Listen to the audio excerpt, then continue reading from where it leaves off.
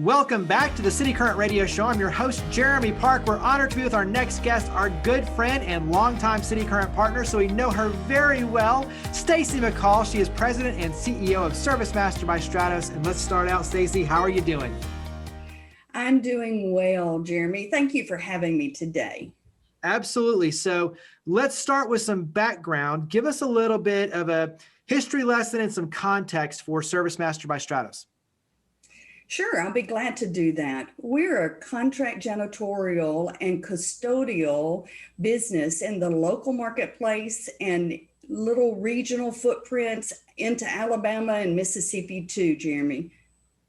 And talk about on your end, so you've got the Memphis headquarters, you've got the regional footprints, and as you mentioned, contract janitorial, but you go into very large buildings, events. Hopefully when we get back to normalcy, there'll be a lot more events and a lot of them in general, but talk about the scope of work that you do.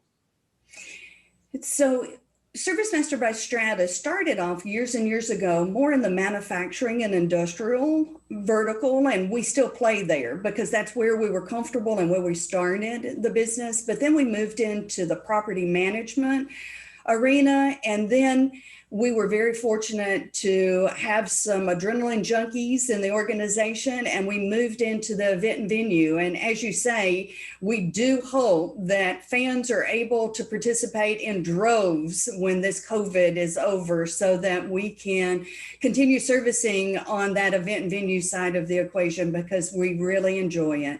And then in addition to that, we have our educational arena. We service primary, secondary educational facilities, and then we also are in the healthcare arena. So we try not to be too wide of a range so that we can focus and understand those customers' needs, but we do have some depth in those verticals.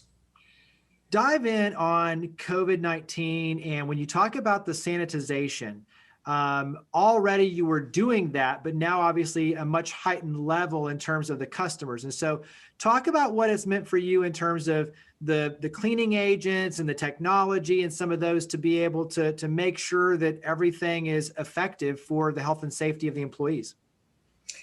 Jeremy, I've been in this business over 30 years now, and the pendulum was swinging. At one point, we were talking about sanitization, disinfecting, and we were doing phones, we were doing doorknobs, we were doing everything. And then the green movement came in, and then they were talking about what is the health of the environment, and do we need to kill everything? And so we started more of the agitation and soap, right? And then COVID hit. And all of a sudden, we needed to kill things again. It wasn't just agitating it and washing it away. We literally needed to make sure we were disinfecting our environment so that our customers' employees could come back into a safe, healthy workplace. And so now we are always talking about dwell time. How long does this disinfectant need to stay on the surface? Does the surface need to stay wet so that it can actually kill or encapsulate or do what it needs to do on a daily basis so that when someone sits or touches or is in an environment, it is taken care of? And so we know in our business that you have to clean before you disinfect. And so that's another piece that people don't think about. So there's been a lot of education that has been involved in this, that not only can you walk around and just spray disinfectant and you hope that it maybe you're using an electrostatic sprayer or you're not, does it fall on the surface or does it totally encapsulate it? But we know that it can't do its job unless you actually have a clean surface. So you have to take any dust or residual that's on the surface and remove it. So there is a lot of learnings that have occurred on our customer level. But what has been great is this has been our business for 30 years. We haven't had to learn what disinfecting means. But what we have done is made sure that we are having product available, which that was a concern last year, along with the PPE, that can handle whatever our customers' needs are when they have their people back in the facilities. And because we've had some customers that have never stopped. I mean, business couldn't stop. They were on the front lines from day one. Then we've had other customers that have been able to say, no, you can shelter at home. And then others that said, let's have a hybrid. And so we've been able to be flexible because we say that we have a tailored solution. It's not one size fits all. It's not one product fits all, but to sit with our customers and say, what is your need? Because we also know that not everybody is able to just operate at the same level revenue wise and be able to afford what they might have had before COVID hit. So we're there to help meet whatever need they have so that they can prosper with their business and be able to focus on their business, not their facility or the health of their people.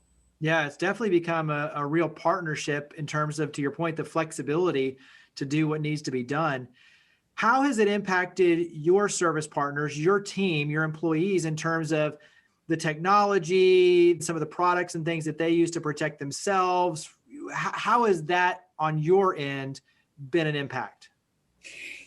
Interestingly enough, because we have the culture of caring in our organization, our team knew from the very beginning that everything that we were doing was to protect them so that they could then protect their families and our customers.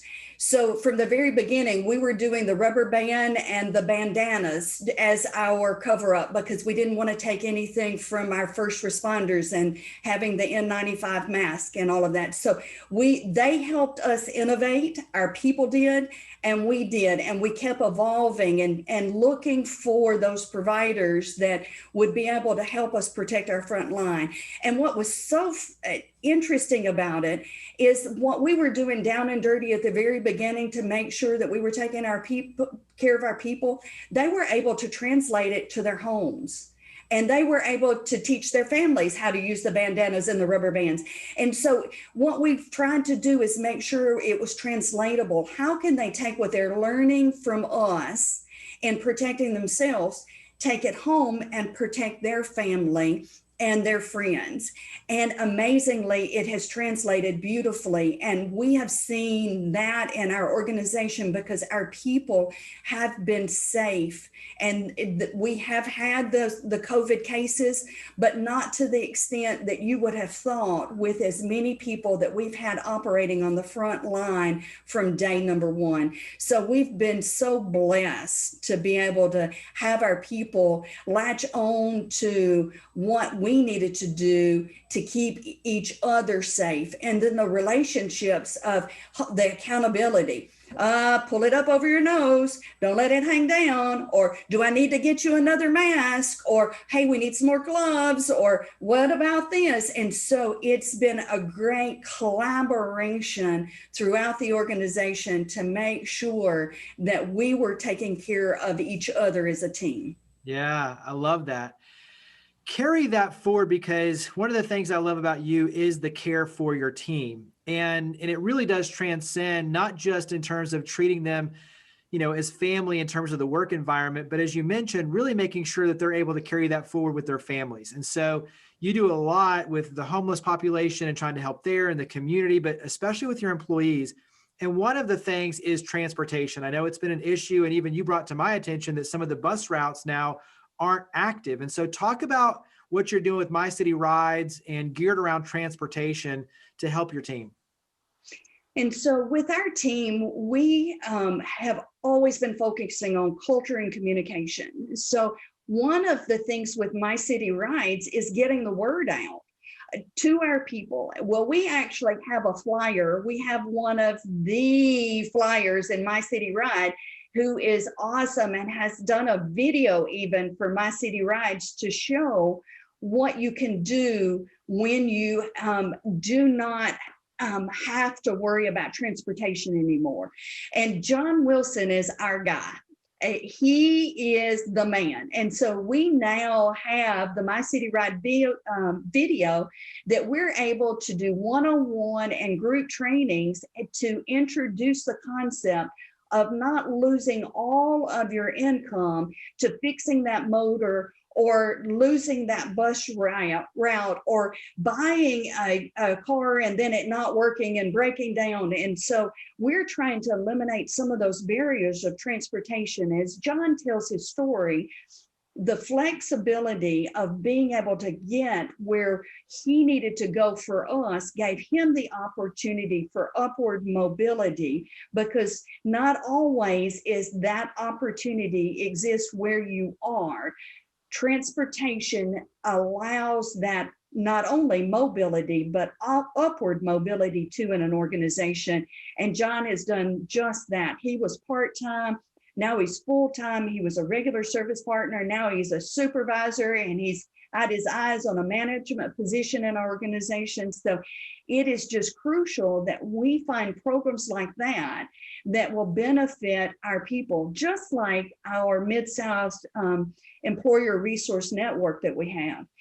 Our people and everyone right now is going through emotional, mental stress that are associated with the environment that we're all operating in now. And we have a success coach, Kiva, and Kiva is available to our people, and us being able to communicate that to our front lines, because we have such a dispersed workforce, is another way that we're able to hopefully meet the needs of our people. Because when we can meet those essential needs that they have, Jeremy, then they can then meet the needs of our customer. But until we can do that, we really don't have an audience. So you are exactly right. We are focused on trying to meet some of those essential needs our people have. Yeah, and I think it just goes back to the heart and the care that you provide. And when you look at the partnership with My City Rides and realizing that transportation is so important, and finding ways to open up those doors, and then too, the success coach to really pour in and say, whatever it is you're struggling with, we want to be able to provide an outlet for your support for you and your family, so that in the end, we all win as a team. And I love that approach. Talk about on your end, when you look at the pandemic and some of the things that you think are going to be blessings in disguise. So in other words, what are some things that are really going to make you stronger as you come out of this? So when you look at what you're going through right now, what we're all going through, how do you feel like you're going to come out stronger on the other side of this? Jeremy, one of the things that we have found as an organization is that we were already building the groundwork, the foundation. And what the pandemic has done is just solidified that we were focusing on the right things. We were focusing on technology to help us drive efficiencies, to help us communicate with each other, to help us stay connected. And that came to fruition, that we were focusing on the right thing with technology and communication. And then culture, we were focusing on culture. And, you know, people were going, no, Stacy's at it again. Why is this so important? Well, it allowed us to lean on that relationships that culture drives, so that we could sustain each other during this time. And I think that what this time that we have experienced and gone through has helped solidify is that we were majoring on the right things, and that we need to continue focusing, laser focusing on those things, because that will help us as we grow as an organization once we're out of this pandemic. And, you know, some of the questions when we're hiring and onboarding was, you know, we had to make the switch. I had management that wanted to hire on skill, and I was saying hire on culture, because culture will eat skill every day. Well, we're finding, and they're finally believing, that we can train on skill, but we needed the good culture fit to weather this storm that we were in. And so I think that's going to make us a better team altogether, because what we thought would be a hypothesis, you know, has now, we have been in that stressful situation, and it has proven that yes, It is what our focus needs to be, and it is something that we can hang our hat on in the future, that is what makes Stratos the best that they can possibly be. So I think in the long run, it has helped prove some of those experiments or my management team wasn't so bought into at the time because it sounded too soft skilled. And now they go, all right, I sort of see begrudgingly, but okay, I'll hang my hat on it now. So I think in the long run that's what we're going to find. We have come out on the other side of believing. What would your words of encouragement be, or what makes you hopeful for 2021? So what are you looking forward to with this new year? The fact, Jeremy, that we don't take anything for granted now. I now in our organization, when somebody's coming in to pick up a W-2 or something, they'll say, well, how are you doing?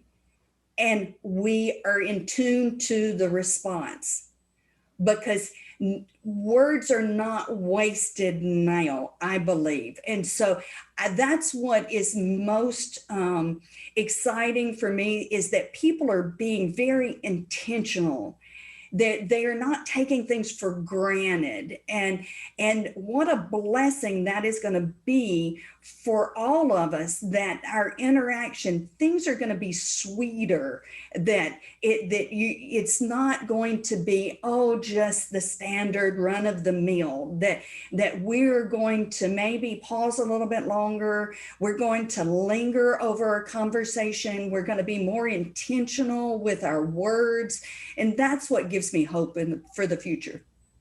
Yeah, I agree. The fact of being really more connected, having more empathy and appreciation for each other, that connectedness to me is really exciting.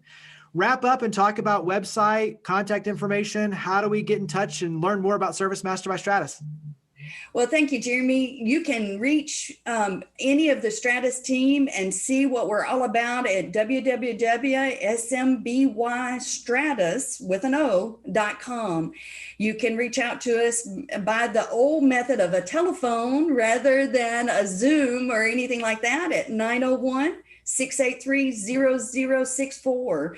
And we are always on Twitter, and we are making sure we stay involved with LinkedIn, and you can reach out and touch us in any of the regular social media channels that you want to. But we are also face-to-face and social distancing and masking up. So reach out and touch us through our electronic communications, or if you want to see a real person, we will be there to have a conversation too, and even a 6-foot cup of coffee, so that we really desire that human interaction, and we hope to see everybody in 2021 once again gather together and making a difference for Memphis and all that reside in Memphis, Tennessee.